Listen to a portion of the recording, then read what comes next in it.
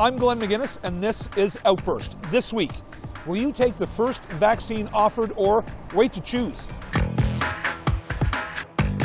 I'd like to get vaccinated sooner rather than later, so whichever one they can give me. I'll probably wait. I think something's better than nothing. No, I'll take whatever is offered to me, and I will be proud when I get it. But first, as we move along with the pandemic, it seems many of us have become accustomed to the changes that go along with it.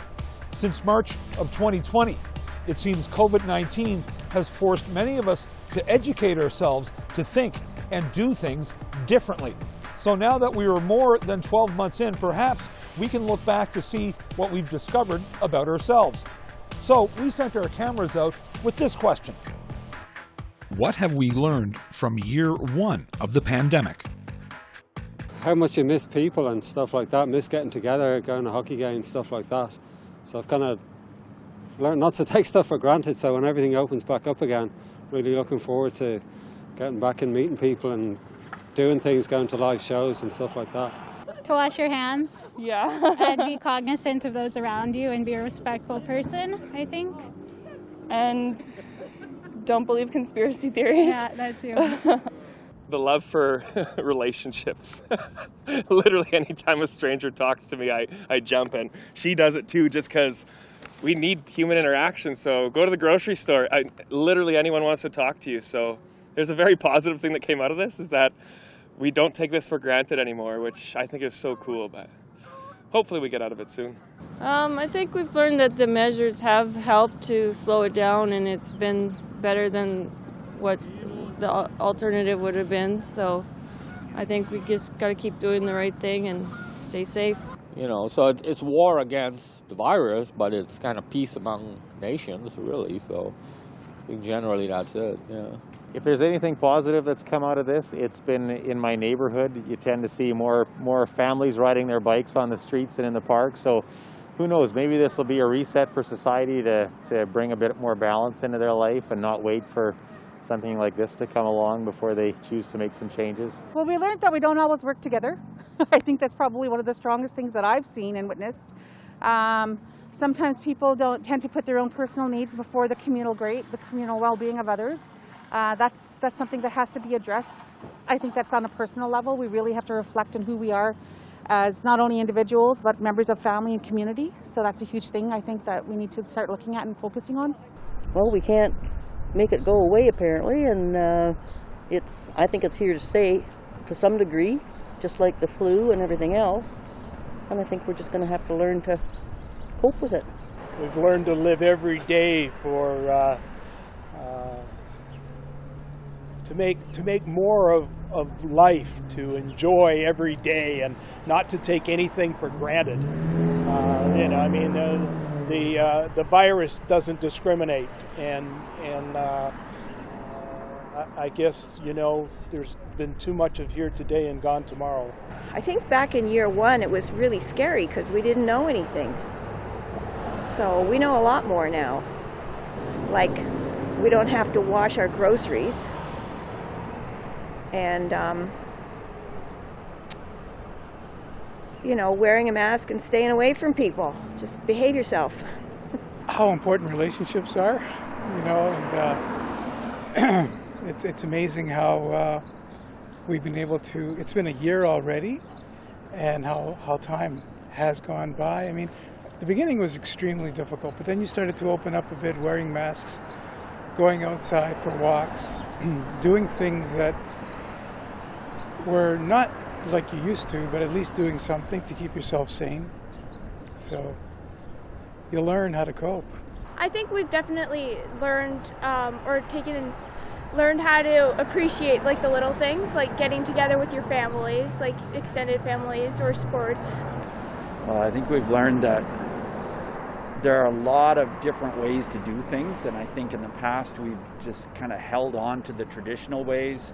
You know, we make appointments and we go to our lawyer and meet with them, or we do, you know, some of the online. Now we can do so many things online that we just never did before. So I think we've learned a lot that way. I learned I didn't have to do as much as I was doing. I enjoyed everything I was doing before, but I seem to be running in different directions. It seemed like all the time. And I learned to sort of calm down a bit, take it easy, because after all I can. I've gotten back into painting, which is nice, and some more reading. So I think I've gotten to spend more time with like personal things I haven't done in a while because of school, which is nice. I think that we've learned the importance of just being around people. I think a lot of people got lonely this year. I know I did, and just the ways to like connect with people still, and also the importance of following the rules. I think that maybe some of the things that happened the way they did happen wouldn't have if we had been better at following the rules right off the bat. So I think, yeah. Yeah, I agree mostly with her statement. I definitely think that we learned there's a lot of people who don't respect other people in our country. I think a lot of things went wrong in the beginning, and we had to work twice as hard to get back, to a good place. I think that people have been irresponsible, and that if we took it seriously from the beginning, maybe it wouldn't be this far along, and we could be better off like some other countries that were actually able to effectively lock down earlier and then are like back to normal now, whereas we're still stuck in like a half lockdown scenario that it's not really effective.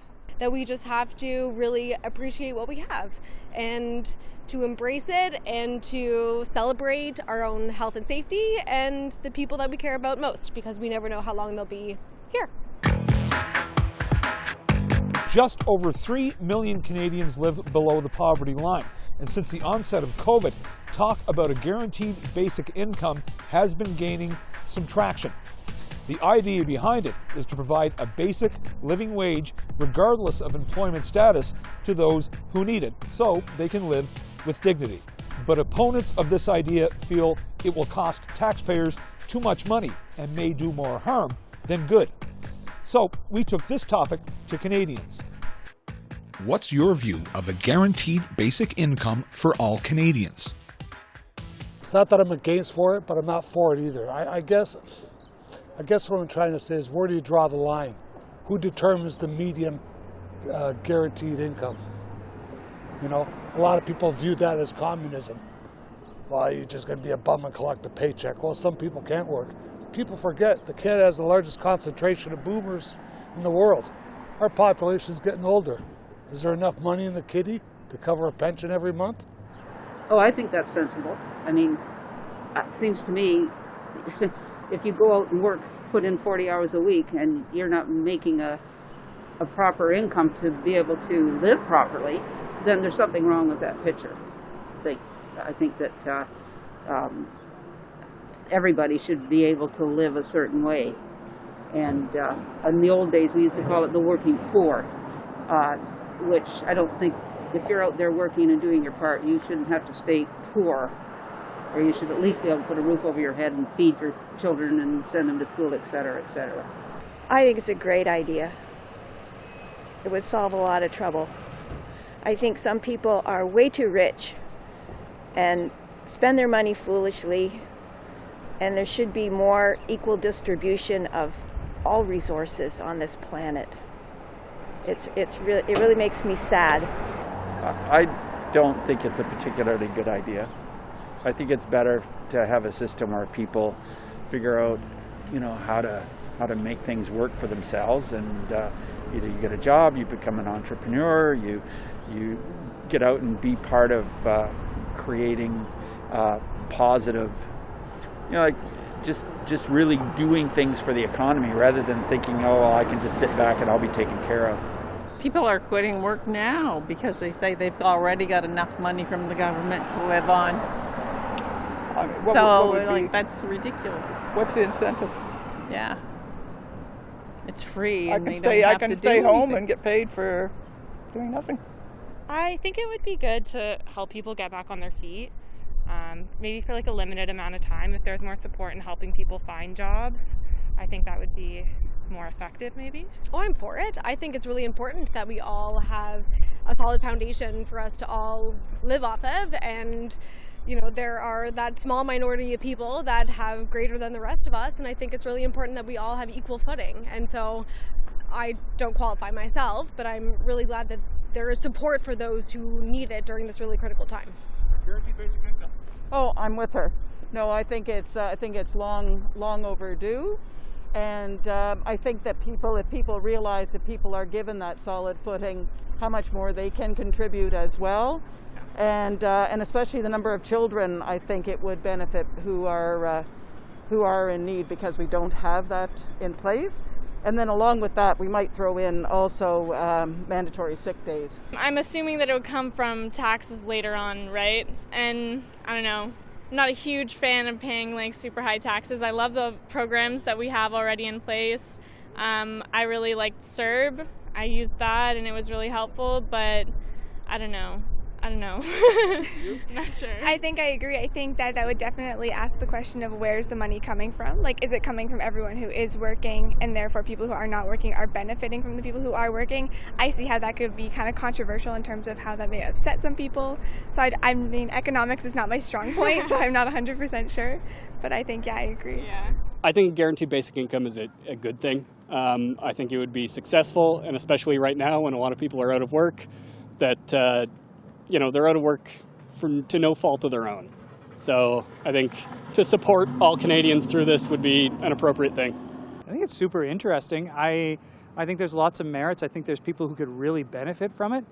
I don't know enough about it. I don't know if it goes to everyone. I guess as a guaranteed basic income, it would go to everyone. But I just don't know enough. I like the idea. I would say I'd support it. But at the same time, he's gotten us into so much financial hot water where we're almost like $1 trillion in debt. If he hadn't have been so reckless in all of his other spendings and things he was doing, then yeah. Basic income, I think it's important, especially for single moms and families that they've lost their jobs over it. I actually was on the CERB benefit for about 6 months, and I've gone back into business for myself, which is good. But so it was benefit to my family, and definitely helped us through that. I think everybody has a right to make enough off minimum wage in order to survive and live a healthy life and provide for their family. Yeah, because for me, because I don't have a work right now, I have only a part-time. So if don't have support from the Canadian government, so I don't know how can I survive. So I like to have something like a support from the government, for the federal government. I think that's something new to try. I think maybe the federal government and provincial governments maybe need to look at rehauling the whole system so that it can be a little bit better, so that people are not taxed to death in Canada, and maybe there's more ownness for having an income. Actually, I'm all for people that are actually trying to do good and help themselves. Example, 2 minimum wage earners that have a couple of kids. If we can find a way to help them out to have a little better standard of living, yes, by all means, go ahead, because at least they're trying. But for someone just to sit at home and collect a check, I don't think so. That robs people of dignity and self-respect. I think it's a dangerous road.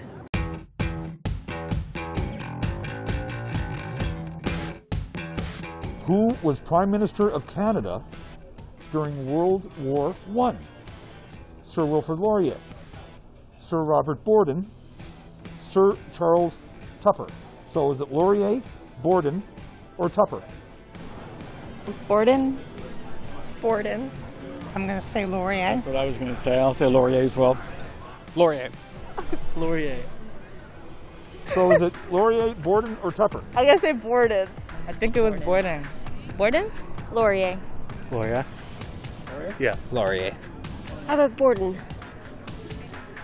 Absolutely correct, madam. What? Yes. Yay. He's the guy on the $100 bill. Oh, fantastic. Sir Robert Borden served as Canada's 8th Prime Minister from 1911 to 1920.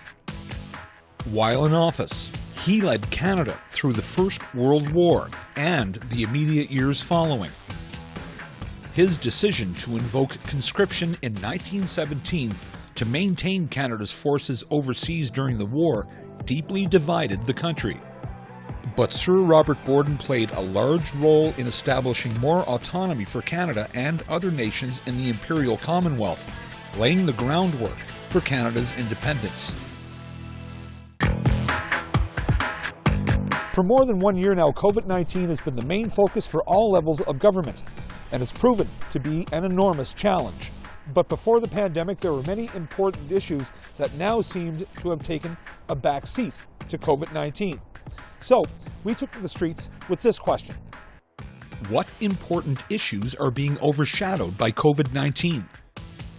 I think one of them was definitely the Black Lives Matter movement. We saw a lot of it last summer and people still came together despite the pandemic, but I think that there was a big push to not have some of the events happen because people were not social distancing, which I understand, but it's a little bit too bad that it was sort of overshadowed and sort of hindered in a sense. That's exactly what I was going to say. I really think the Black Lives Matter issue just got completely pushed aside with you know, is in a way understandable because the pandemic was a really big issue that we had to deal with right away.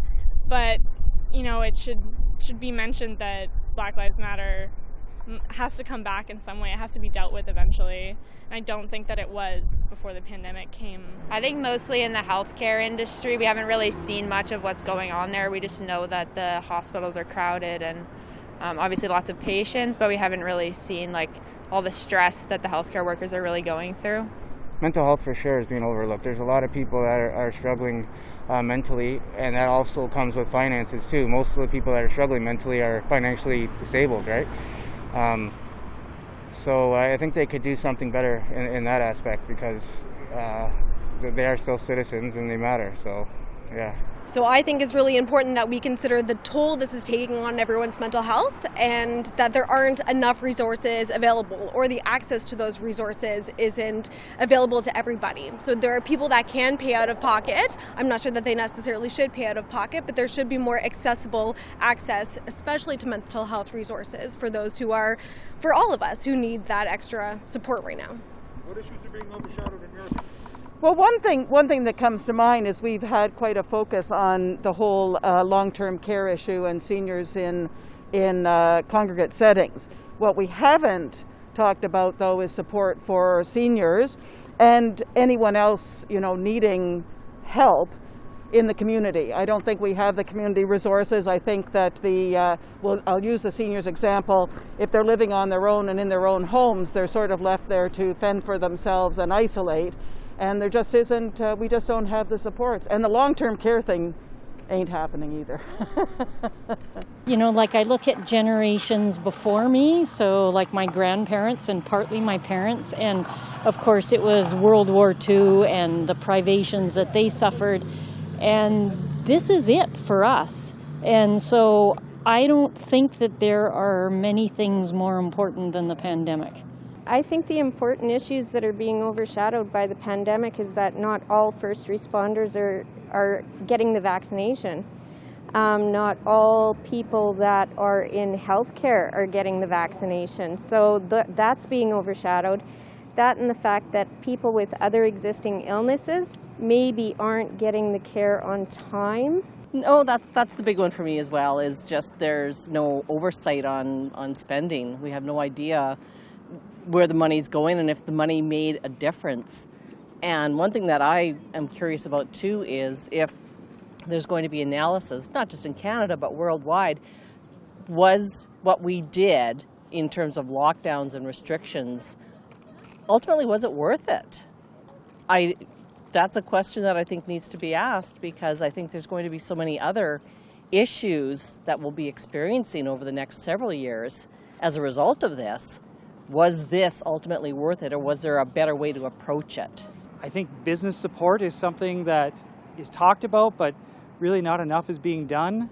I know there's measures and there's programs in place, but lockdowns and shutdowns and everything really affect every aspect of society and everything going on. And to just have a health-focused issue where it's just a health thing, you're leaving out every aspect of other people's lives that are being affected by this.